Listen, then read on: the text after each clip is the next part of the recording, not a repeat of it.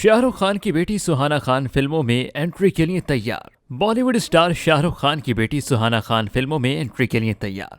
Bollywood king Shahrukh Khan मुतादिद बार बता चुके हैं कि उनकी बेटी सुहाना खान को अदाकारी का बेहद शौक है और वो अदाकारा बनना चाहती हैं।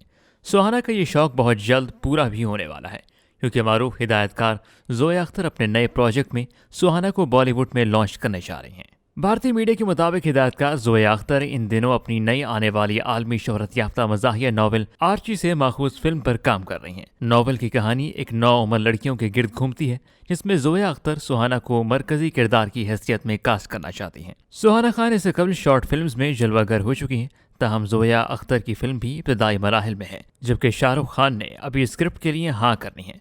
अगर ये फिल्म सुहाना खान को मिल जाती है तो ये इनका शोबिस की दुनिया में बाकायदा पहला कदम होगा।